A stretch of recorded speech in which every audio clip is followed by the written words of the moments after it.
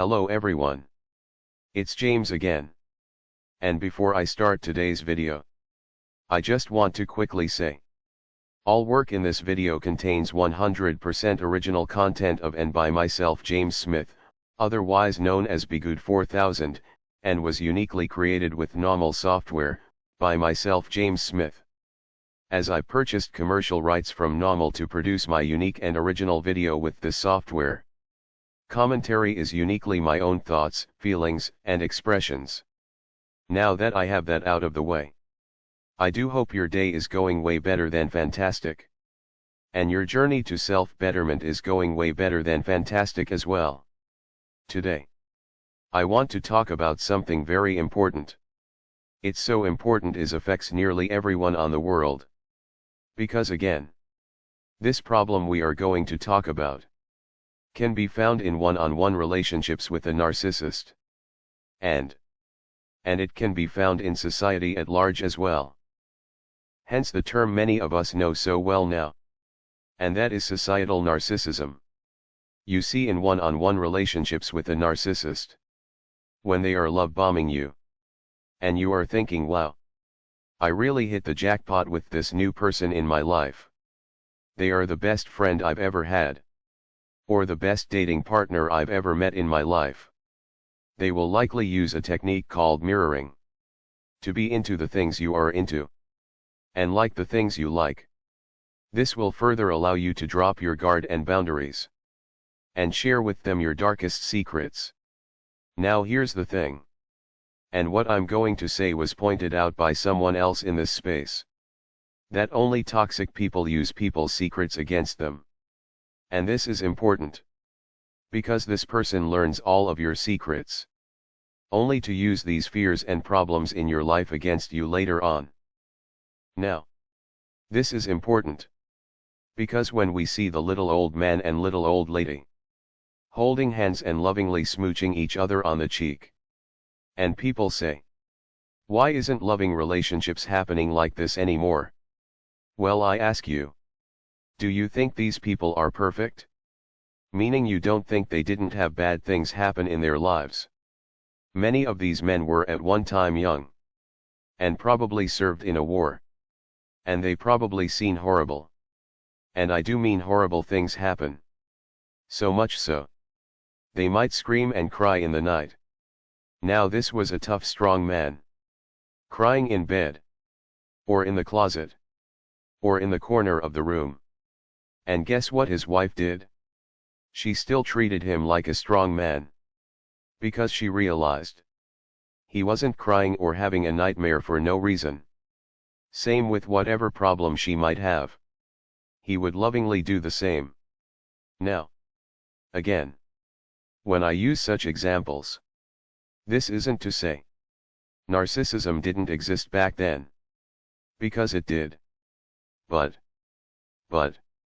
you had a way better chance at vetting someone's overall character. Because many of these couples met when they were quite young and didn't start dating until several years later of getting to know one another. Now if a narcissist got a hold of such a person in this example, what do you think they would do? They would get all of the dirt from their spouse, what happened in wartime. And they would use it against them. To make them feel like they were not a good husband. And not a good person. The what at first seemed to be caring and worried. But once they have the information they were seeking, things get switched up. To where they are now mocking this person for what they just told them. And even used against them in any way they can. And what does this do to such a person? It makes them afraid to speak. Because of fear what they will say will be used against them. You see, we are people. We are social. And family and spouses were given to us by God for a reason.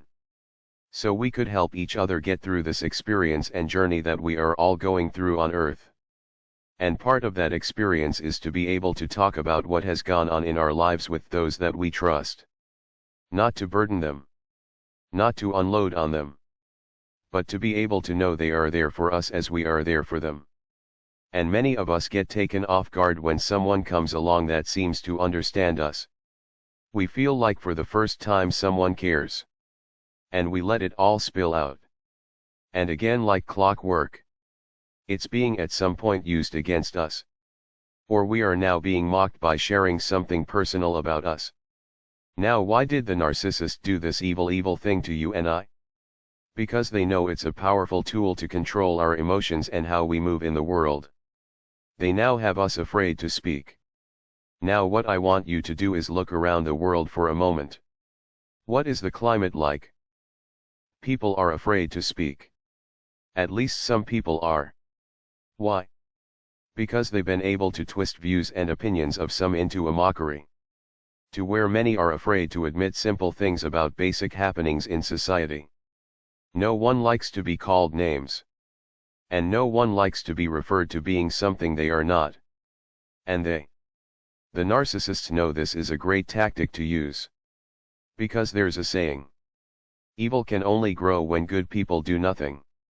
How do you get good people to do nothing? Mock them. Mock them. Make them feel like their views and opinions don't align with anything good or decent. And do it loud enough. Even people that agree with you might pretend to disagree with you. Simply because they don't want to get mocked.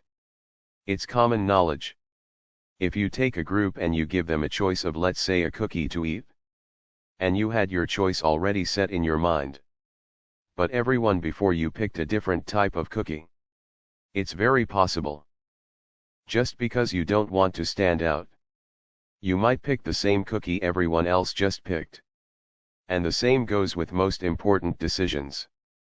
A person might think a particular decision is wrong. But they might not go against it if everyone in the room are all together in their thinking. It's called groupthink. They know it's wrong. But they don't want to seem to be the oddball. So they just go along. Narcissists know this fact. They know it, and they know it well.